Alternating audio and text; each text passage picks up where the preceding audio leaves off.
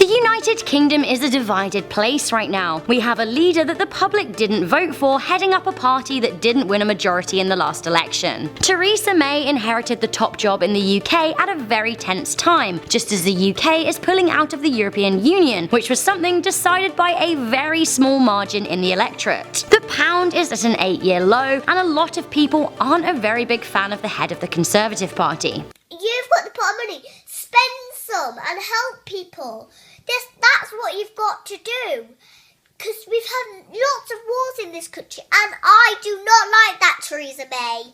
I'm very angry. Hello and welcome back to Life's Biggest Questions. I'm Rebecca Felgate, and today we're asking a rather horrible question. What if UK Prime Minister Theresa May was assassinated? Just last year, politician Jo Cox was murdered in broad daylight by a man who didn't agree with her political views. It does happen, sadly. However, security surrounding the Prime Minister is always much higher than your average politician.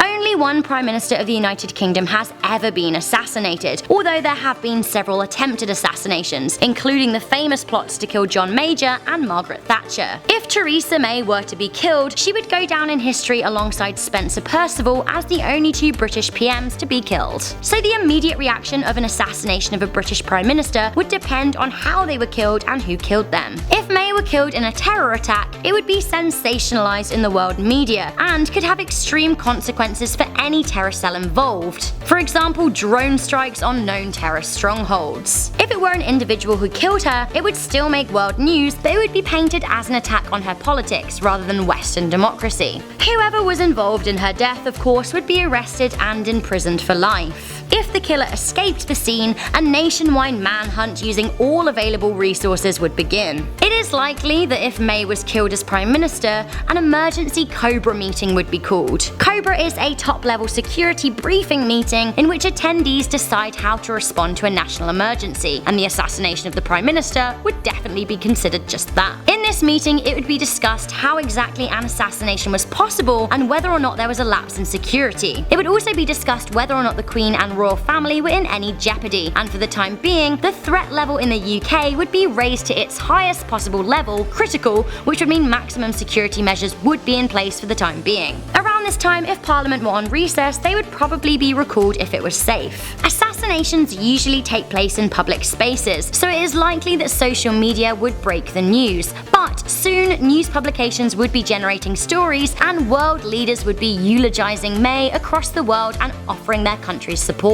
The main concern would be a public uprising. When political leaders are murdered, it can spark riots, or be as the result of a riot. Hopefully, whatever side of the political spectrum people fall on, they would be respectful to the sad loss of a life of a woman who, whatever her views, was dedicating her life to working for Great Britain. It is unknown what kind of funeral May would be given. The last state funeral for a politician was Sir Winston Churchill's funeral in 1965. It is possible that she could receive a ceremonial funeral like Baroness Thatcher, the first female Prime Minister of the UK. In the immediate aftermath, it is likely that the British pound would drop in value, as it often does in times of instability.